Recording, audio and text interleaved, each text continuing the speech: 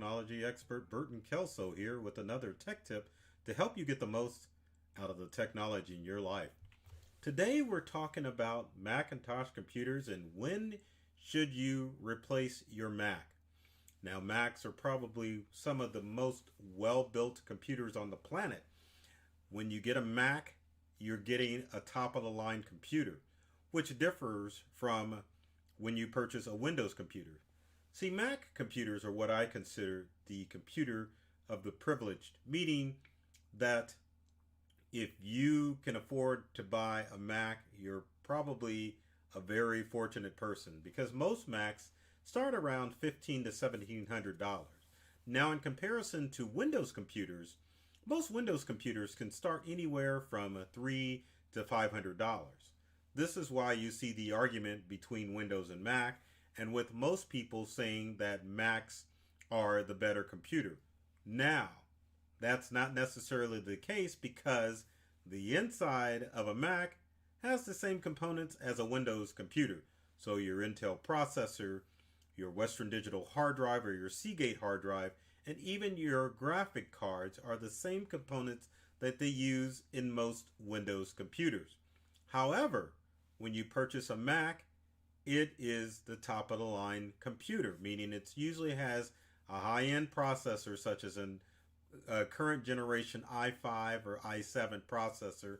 Normally most Macs come with a sufficient amount of RAM in order to run most programs. So your Macs are going to come with 8 gigabytes of RAM or more, whereas many Windows computers still come with 4 gigabytes of RAM and slower processors. So that's why it's always important, if you're a Windows user, to check out your specifications before you just purchase a computer based on price. With Mac users don't have to worry about it because they know when they drop that money for the Mac, it's already going to have the specifications they need in order to run 99.9% of the programs out there.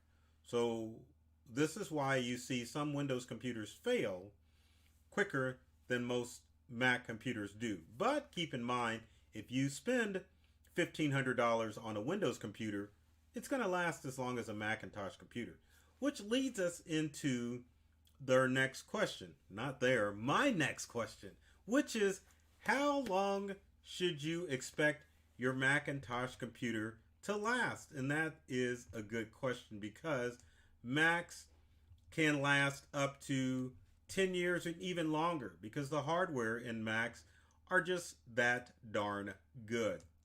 Now, as far as the types of Macs that I own, and I know that's coming odd from a IT guy because most IT guys don't get into Macs, right? Well, that's wrong because I, obviously being a technology expert, am well versed in just about everything out there.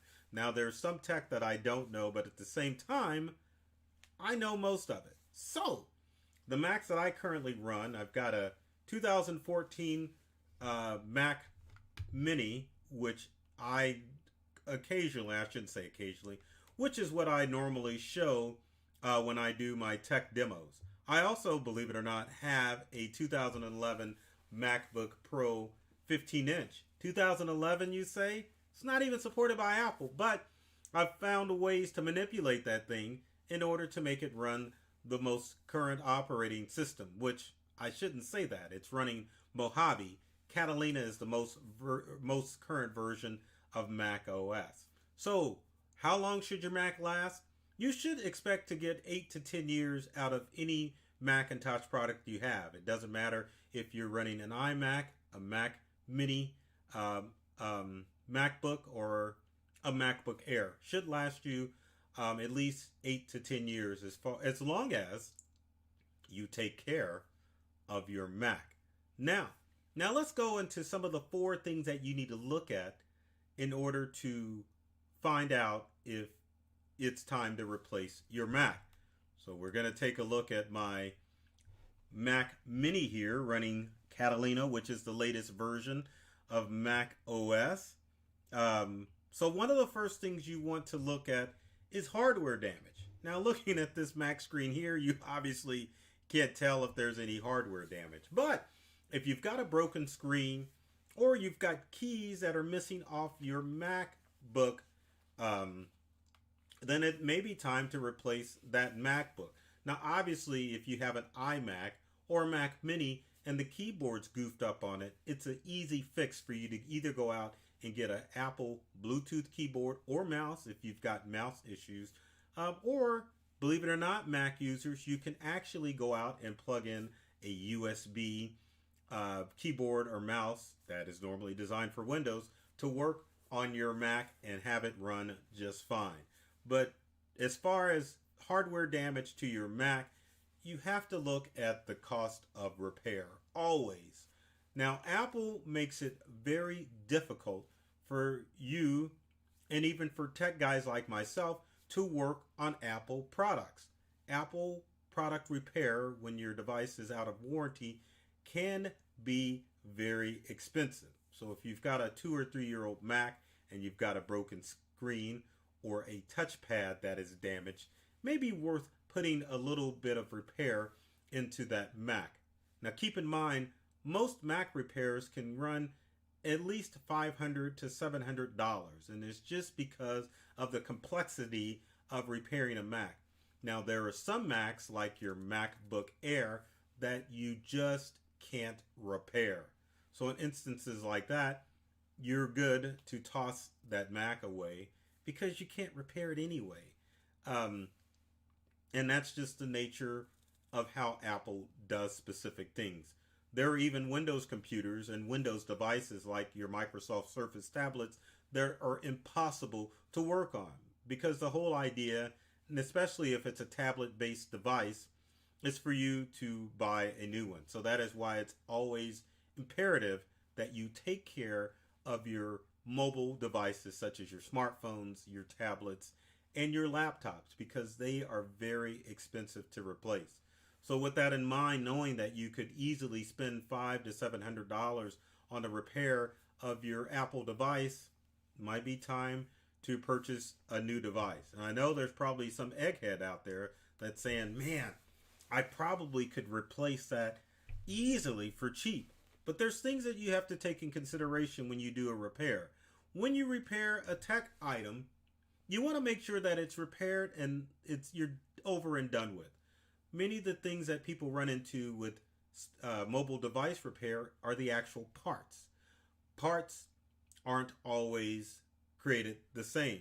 So it's a good possibility that your device or item that you get to repair your device comes from a cheap manufacturer. So if that's the case, let's say that you replace that screen or you replace that touchpad on your Mac.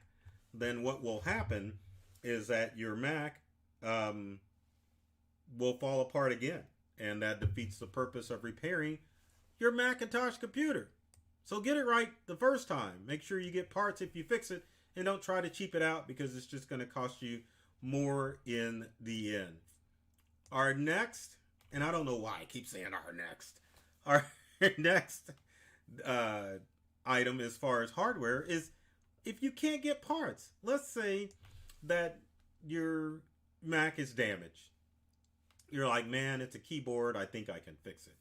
If you run into an issue where you or your IT person cannot get parts for your Mac, that means that it's out of date and it's time to move on. So if the hard drive goes bad on your Mac and you can't get a new hard drive for it, time to get a new one. Same thing with the memory.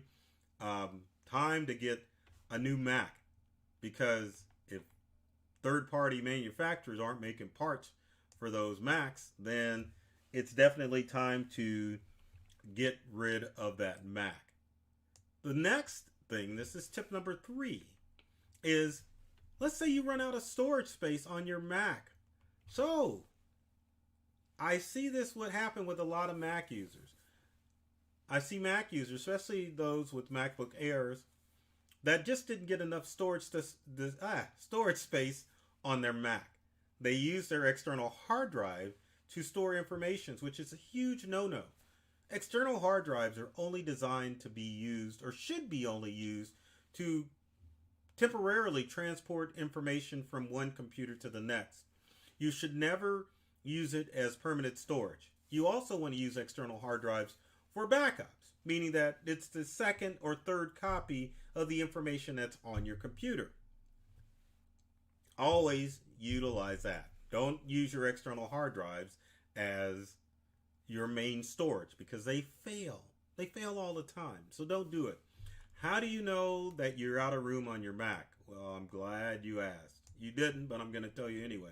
So from Catalina on the Mac Mini, what you want to do, and this works with every Mac, is you want to go up to the Apple menu in the upper left-hand corner. Once you're in the Apple menu, you want to click on About This Mac. Once About This Mac pops up, it will show you an option that says Storage. Once you click on Storage, it'll let you know how much space you have available on your Macintosh computer. Now, to kind of beef up this Mac Mini, I've installed what's called a solid-state hard drive. Now, I will tell you, updating this computer to a solid-state hard drive was not easy. It took about, I would say, an hour for the whole process to get done. This Mac was running a slower hard drive, so I updated it. But again, one of those instances where if you have to replace something on your Mac hardware-wise, it may not be worth it. Now back to our storage issue on our Mac. Some Macintosh computers, such as newer MacBooks and MacBook Airs, you can't replace the storage on it. You're stuck. Same thing with RAM. RAM is really important to make sure you have enough of on your Mac because RAM actually contributes to the speed and the ability to multitask on your Mac. Now, most Macs should have at least 8 gigabytes of RAM on them in order for it to work. So if your Mac doesn't have 8 gigabytes of RAM, then you probably need to update to 8 gigabytes of RAM on your Mac if you are able to, because you may not be able to on your Mac. One of the best places to go to check to see if you have enough storage on your Mac is a website called www.crucial.com. Crucial allows you to buy hard drive and RAM for your Macintosh computers. So if you can't get more RAM for your computer, then you need to update. Now, final and most important, which is kind of the real indicator to let you know that your Mac is out of date, is the operating system. Now, like I showed you on the Mac Mini before, I'm running Catalina on this MacBook Mini, or excuse me, this Mac Mini. It's not a MacBook, it's a Mac Mini. But Catalina, Mojave, and High Sierra are currently the most, or I shouldn't say the most, the operating system supported by Apple. If your Mac cannot update to either of these three operating systems, it's the end of the road. Now, doesn't necessarily mean that your Mac is going to stop working.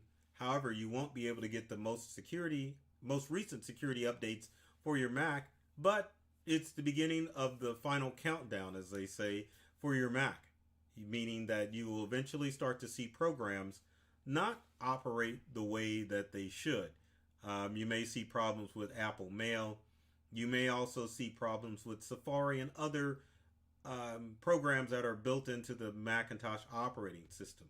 So you need to go to the App Store on your Mac to see if you can update to the latest version of Mac. Another indicator that your Mac won't take the latest operating system is the year in which your Mac was created. So currently, Apple is supporting Macintosh computers from 2012 or newer as far as updated to Catalina. So if you've got a Mac that is 2011 or older, chances are it still works, but it is not fully supported by Apple. And if that's the case and then you have to have cutting edge stuff on your Mac, I would highly recommend that you go ahead and replace that Mac and get a new Macintosh computer. So with that in mind, keep in mind that, as I said earlier, Macintosh computers are probably some of the best built computers on the planet.